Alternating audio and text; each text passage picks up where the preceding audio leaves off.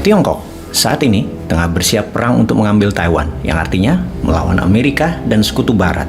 Pertanyaannya, apakah Tiongkok combat ready? Apa strategi Tiongkok selain kombatan perang militer? Apakah masanya adalah saat ini atau sekarang, di mana Amerika sedang ada masalah di dalam negeri dan menghadapi Rusia di Eropa Timur? Dua front besar bagi Amerika. Apakah akan menjadi titik lemah ketika di wilayah Asia Pasifik ada perang baru lagi yang harus menjadikan front ketiga dari sisi Amerika? Di sisi seberang, apakah Amerika combat ready untuk naval war, perang laut di Laut Utara Natuna tersebut? Apa pelajaran yang Indonesia harus ambil sekarang? Sebelum kita menjawab apa strategi Tiongkok dan apa strategi Amerika di Indo-Pacific War secara militer, kita ke Indonesia terlebih dahulu untuk mengantisipasi apa yang bakal terjadi ke depan dengan langkah yang dilakukan oleh pemerintah. Ini hanya langkah antisipasi kalau shit happen yang harus punya solusinya. Jangan pakai propaganda dan buzzer lagi. Jangan pakai narasi, tetapi kita bantu pemecahannya kalau rencana tidak sesuai kenyataan. Kita ke G20 yang akan diselenggarakan di Bali November 2022 ini. Kita ke Bloomberg sekarang, di mana pemimpin kita diinterview Bloomberg kemudian mengatakan bahwa Xi Jinping dan Putin akan hadir di G20 di Bali. Ramai debat dan komen para analis di Bloomberg. Namun secara kenegaraan, pemerintah Amerika dan negara sekutu barat anggota G20 belum bereaksi atas statement Xi Jinping dan Putin akan hadir ke G20 nanti di Bali. Pastinya mereka sedang berkalkulasi saat ini.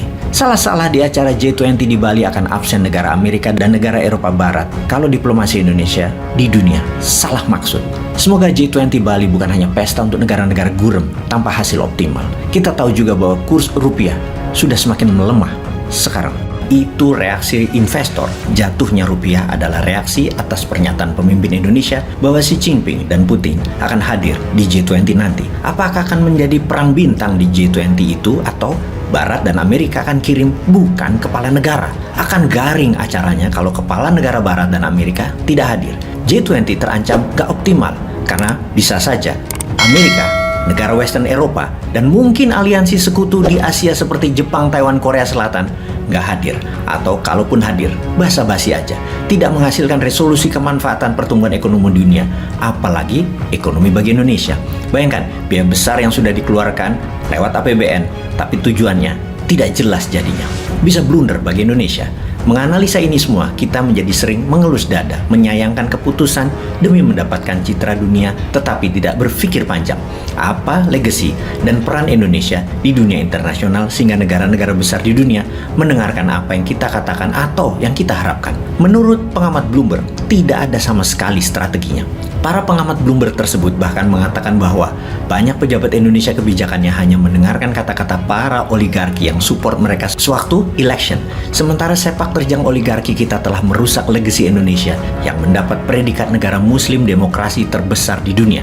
Oligarki sekitar kekuasaan ini hanya peduli dengan kepentingan bisnisnya saja. Kebetulan mereka telah beraliansi erat dengan Tiongkok. Rusia juga tidak ada pilihan lain kecuali beraliansi dengan Tiongkok. Maka para pejabat sekuat tenaga cari muka ke Xi Jinping dan Putin karena harus mengusung kepentingan oligarki. Walaupun harus dibayar mahal oleh rakyat Indonesia yang menanggungnya kemudian. Itulah komentar salah satu narasumber di Bloomberg. Oh iya, ada diskusi menarik di podcast Endgame Pak Gita Wirjawan dengan George Yeo, former foreign ministernya Singapura. George Yeo mengatakan bahwa Indonesia punya kapasitas untuk take a lead di ASEAN yang kemudian berlanjut di Asia, dan ini merupakan critical task atau tugas penting. Tapi masalahnya penyelenggara negara tidak memiliki visi ini, lebih memilih kepada kepentingan oligarki yang sempit dan short term. Kita kembali ke topik utama kita. Apakah Tiongkok combat ready dalam drama di Taiwan dan bagaimana Indonesia harus melangkah? Kita semua tahu perang memerlukan oil and gas sebagai bahan bakar utama dari perang. Apalagi di perang laut dari sisi Amerika dan perang darat juga laut dari sisi Tiongkok dengan medan Kurukshetranya Taiwan.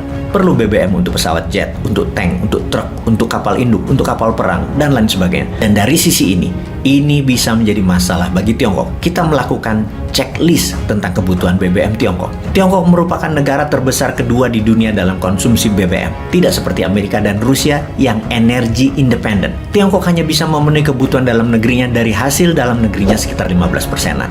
Dan yang 80% Tiongkok harus impor.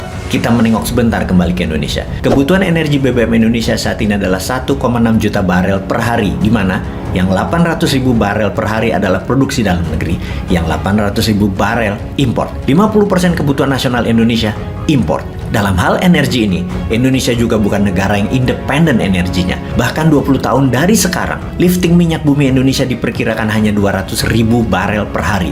Kebutuhan di tahun 2045 adalah 2,5 sampai 3 juta barel per harinya. Kurang dari 10% kesanggupan produksi nasional yang 90% Indonesia impor BBM-nya. Di tahun 2070 Indonesia kalau tidak ada rencana untuk program energi independen, maka di tahun 2070 Indonesia net import murni, 100% BBM-nya adalah import. Inilah yang New Mind selalu mengingatkan. Rencana nasional efek dari pasca G20 itu bagaimana? Ketahanan energi nasional ke depan itu bagaimana? Apapun itu kita harus mulai menggunakan listrik tenaga nuklir berbasis thorium itu sekarang. Tuh kan jadi lupa nerusin Tiongkok versus Amerika dalam perang energi yang akan mereka lakukan dan bagaimana bentuk perangnya. Jadi kelewatan aja. Gara-gara nengok balik Indonesia sih, waduh ampun dah.